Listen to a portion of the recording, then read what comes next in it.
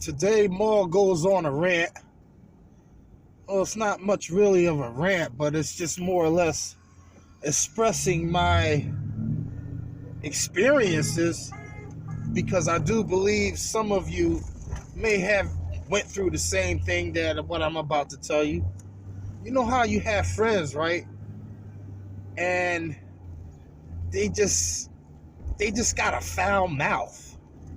You know, everything is F this, F that, you know, and it's almost like you really get to the point where you don't want to even talk to these people because they hold no real value to the conversation when you're constantly interrupted by that annoying foul-mouthed person, but you don't want to be rude. You know what I'm saying?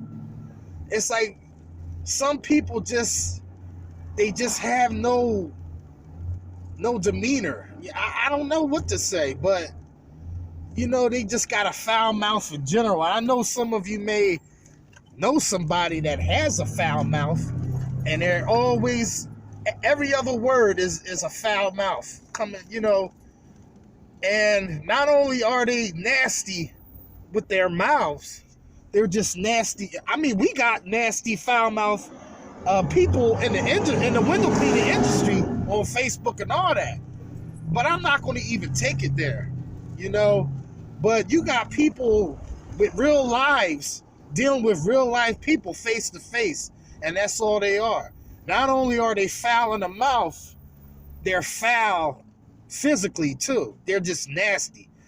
Not only do they live nasty, they just look nasty. You know, you got some people that you know that are like that, you know. I had this friend growing up. Matter of fact, now that we're talking about it, I had this friend growing up. He was foul. We actually worked at McDonald's together. But he had one of those foul mouths. And not only was he nasty, he was a nasty, trifling individual. One time we was working at McDonald's. This is why you shouldn't really eat out anyway. Not saying stuff happens, but you don't know where your food's coming from or what it's made out of. So why not make it yourself? Well, anyway, this guy when he used to work in the evening, people would get upset because he always had to work the drive-thru, and y'all know where this is going. This guy he had ordered a double cheeseburger, right? He took the bun and wiped it under his sack. I couldn't believe what I saw. I just shook my head, man. I said, man, you foul, man. You a trifling ass. I mean, he's trifling. And he just sitting there laughing like it's funny, right? So, this is before I actually really got to know him. I mean, he was an okay dude other than his trifling ways. But I sat there and watched this guy on Halloween. You know, you have, what's that thing before Halloween? What do they call that? Mischief night, right? So I sat there and watched this guy take a crap, right? And put it up underneath the door handle, right? Now, you know that door handle, you got to stick your fingers up under to pull. It's like a little wedge.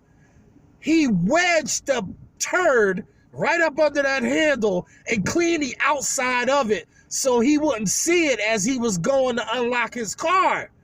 He put his hands right in it, and he sat there and he hid behind the car. He hid behind another car to watch him do that. I was parked in the car, like half the parking lot away. I said, man, you nasty. So I sat there and watched this whole ordeal unfold, right?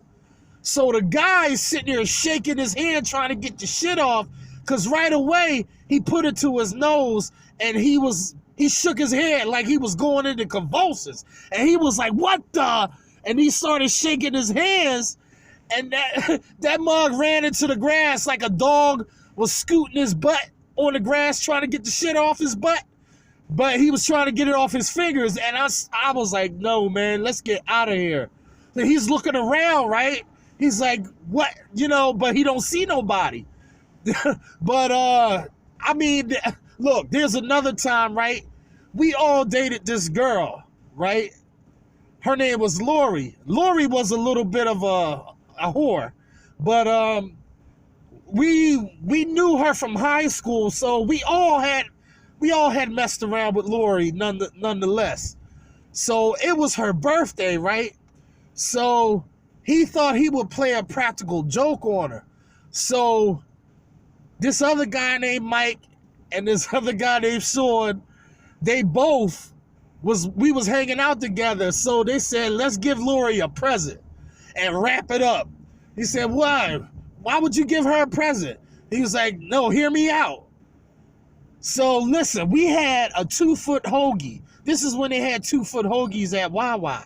So we got a 2-foot hoagie box, and they took a crap. They left lettuce in there. They took a crap. A long one. It damn near took up half the 2-foot hoagie box. And then his was all like, I mean, it was multicolored. I mean, it looked brilliant. Hey, it looked beautiful.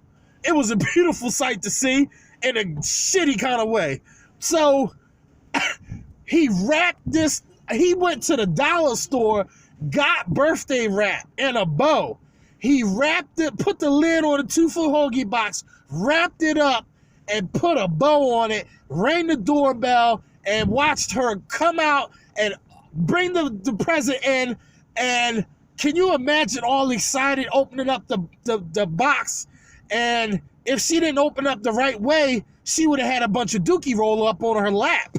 I mean, you know, can you imagine that? I said, y'all some nasty, trifling people. And another time, we was riding the bus. This guy was, I mean, he's nasty. This guy took a dump on the bus, took his drawers off, wiped his butt with his dirty drawers, and left a turd in the crap. Oh my God, I don't even want to tell y'all this story because it just makes me sick to my stomach. But y'all know what I'm saying, man. Everybody knows a foul-mouthed individual. And these people, you got to leave these people alone because these people are much less likely to infect you. And not in a good way. You know, you are who your peers are. So you need to cut dead weight loose because they serve you no justice. You know, they're just a waste of space when they carry themselves in that way. And that also tells you about their personality because if they're doing that, then that also means that they have a habit of not doing the right thing. And that could mean a number of different things. You know, they might get over on people. They might try to rob, cheat, lie, steal. You know what I'm saying? I mean, get a clue, y'all. Y'all better know how to read people. But this is Masters at Wagtail, and I'll see you in the next one.